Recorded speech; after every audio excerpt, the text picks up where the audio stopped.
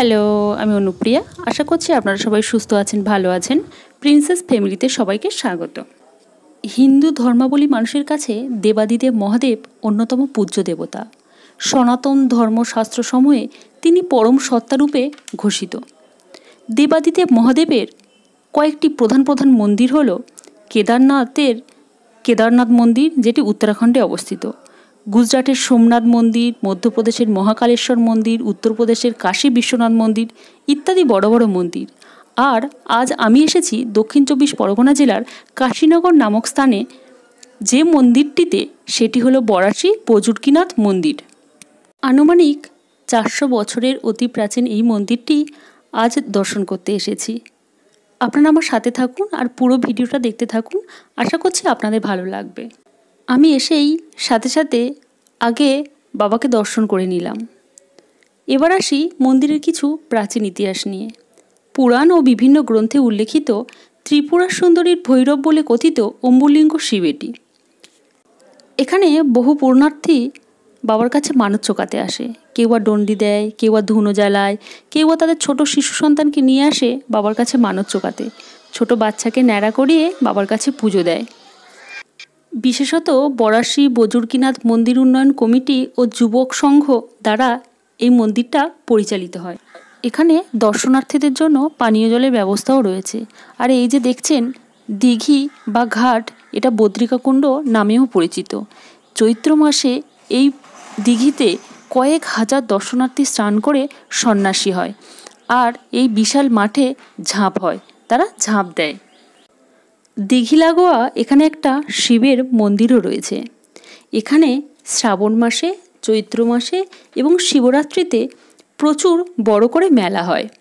আমরাও এসে দেখছি এখানে প্রচুর দোকান। এখানে আবার বাবার কাছে লাল কাপড়ে বাঁধা ঢেলা বাঁধা হয়, যেখানে মানুষের মনস্কামনা পূরণ হওয়ার জন্য। আর যাদের মনস্কামনা পূরণ হয় তারা ব্যান্ড পার্টি করে এখানে বাবার কাছে পুজো দিতে আসে।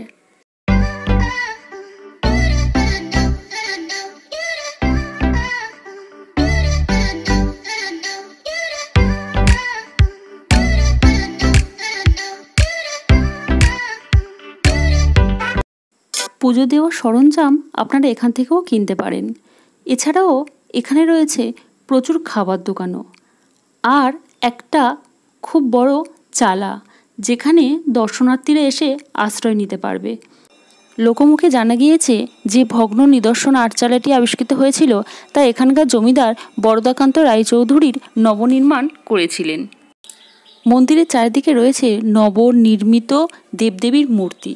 প্রথমেই দেখলাম বিষ্ণুর অনন্ত সজ্জা, পরে হনুমানজি, আর এটা দেখুন নৃসিংহদেবের এক অসাধারণ মূর্তি, তারপর অর্জুনের বিষ্ণুরূপ দর্শন। এর ঠিক একদম পাশেই রয়েছে মা কমলা শিশু উদ্যান, যেটি পুজোর সময় এবং বিকেলে বাচ্চাদের খেলার জন্য খোলা হয়ে থাকে। এই মঠের একদম ঠিক কাছেই রয়েছে চক্রতীর্থ মহাশ্মশান, যেখানে খুব বড় করে নন্দার মেলা অনুষ্ঠিত হয়। কথিত আছে প্রাচীন স্থাপত্য গুপ্ত, পাল, সেন যুগের বিভিন্ন ইটের নিদর্শন এখানে পাওয়া গিয়েছিল। তারপর আমাদের খুব খিদে পেয়ে গিয়েছিল, ওখান থেকে খেয়েছিলাম লাড্ডু। তারপর আমরা ওখান থেকে বেরিয়ে চলে এসেছিলাম কাশীনগর বাজারে। সেখানে গিয়ে আমরা অনেক কিছুই খেলাম, দই, মিষ্টি, আইসক্রিম এইসব। আমার ভিডিও যদি আপনাদের ভালো লাগে তাহলে অবশ্যই করে লাইক, শেয়ার, কমেন্ট করবেন। আর হ্যাঁ, যারা আমার ভিডিও দেখছেন কিন্তু এখনও সাবস্ক্রাইব করেননি, অবশ্যই সাবস্ক্রাইব করবেন এবং পাশে থাকা বেল আইকনকে প্রেস করে রাখবেন। তাহলে আমার পরবর্তী ভিডিওর নোটিফিকেশান প্রথমেই আপনার ফোনে চলে যাবে। হঠাৎ করে প্রচুর বৃষ্টি এসে গেছিলো, তাই আমরা আটকে পড়েছিলাম রাস্তায়। আজ ভিডিওটা এই পর্যন্তই, দেখা হবে পরবর্তী ভিডিওতে। Thank you.